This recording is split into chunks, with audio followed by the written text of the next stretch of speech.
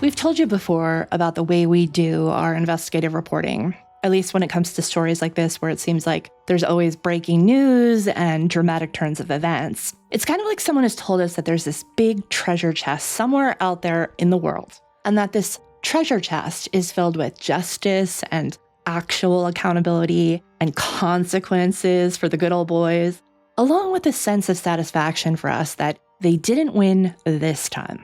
But there's one catch. There's also no map on how to get to that treasure chest. So we have to build the map ourselves, which we do over time through FOIAs and interviews and court records and tons of research and strategizing, plus all the brave unnamed sources behind the scenes who help us by providing us with important information for our map. Because in the end, this journey is one that we're all on together. We're all so tired of watching the same deadly consequences for women repeat itself over and over, and we're sickened by the constant stream of examples of women not being listened to when it comes to the abuse they're experiencing. And generally, I think it's safe to say that we're all very much over seeing people get away with bad acts simply because they can afford to pay their way out of it. That said, every time we find a new piece of information to help us build that map, we make it a point to stop where we are and go back to the very beginning so we can retrace our steps and look at the terrain in a different light. Needless to say, we did that after reading Jane Doe No. 2's complaint. We took a look at some of our old information, and even though we're not exactly shocked by this complaint because the writing really was on the wall, details we all already knew about Wayne's and JP's lives are even more relevant now.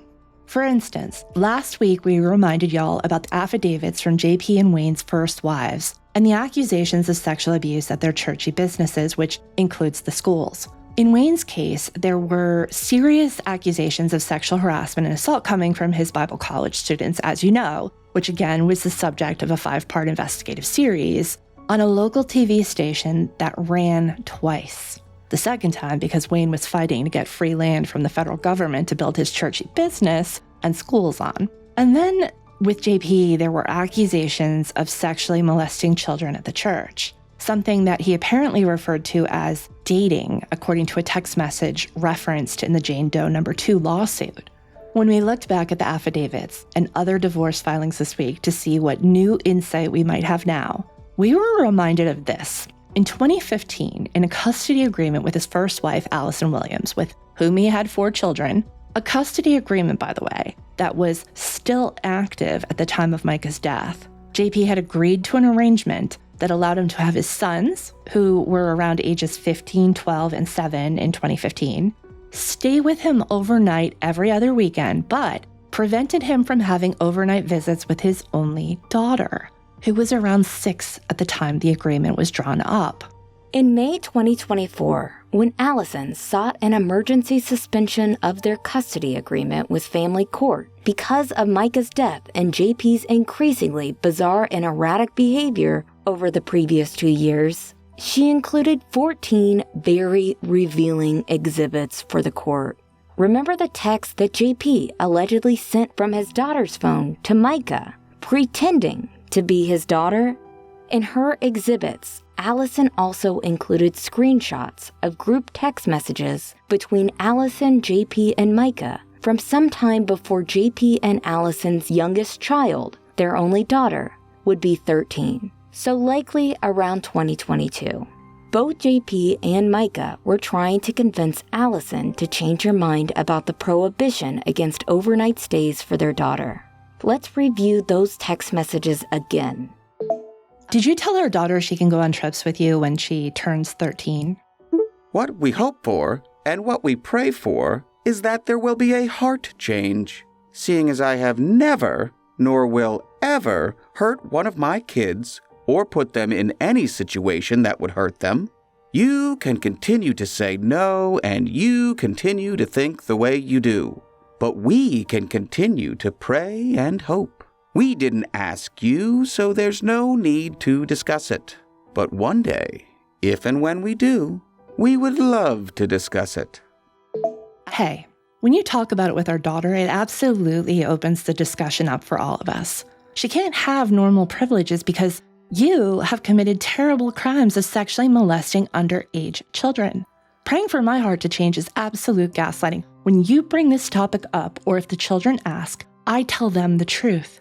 I will not cover up and lie. I will continue to tell her the truth in an age-appropriate way. That's nothing a mother wants to discuss, but when asked to, I tell the truth. Sadly, this is the reality, and we face it and deal with it. If you don't want this discussed with our daughter, then you shouldn't bring it up.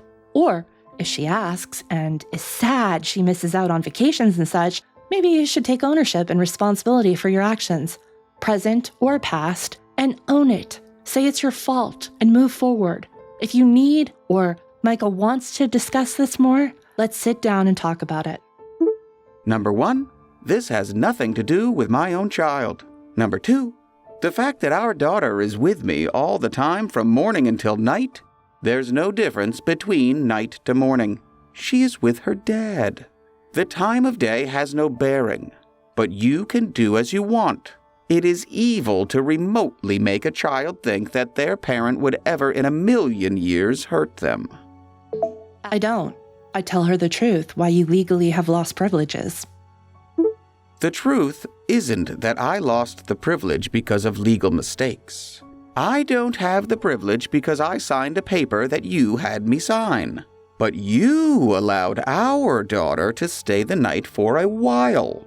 And you can always allow it if you want to, because there is no difference in her with me in the day, afternoon, night, morning, etc. But again, it's your decision per legal papers. We can sit down and discuss this more in person. I can show why legal papers were signed. It was to avoid presenting affidavits from the minors you've molested. Okay, thank you. Mica, put simply, your oldest son started choosing where he wanted to go at 13. So we assumed your daughter would have that choice as well. Didn't think the gender was an issue since we get her on a regular basis with no fear of anything happening to her. Didn't mean to make a big fuss and bring up 20-year-old issues. Who says there's no fear? This is not a 20-year-old issue. Do you think those victims of his would say it's a 20-year-old issue? Also, JP still displays continued poor character and puts our children in harmful situations. Paying our son to take me to lunch to ask me if he leaves you in the church, would I ever remarry him? And being unfaithful to you? And putting my child up to be a middleman is a horrible situation to put a child in. Getting a job for our 2 oldest sons at a location where their boss was one of JP's mistresses is a horrible situation to put my children in, especially since she had told a teenage coworker she slept with her pastor before her wedding, and those kids could have told my children at any point. That is absolutely putting my children in harmful situations. Also, having our daughter around another woman's children who was a former inappropriate relation is also a horrible situation to put my children in.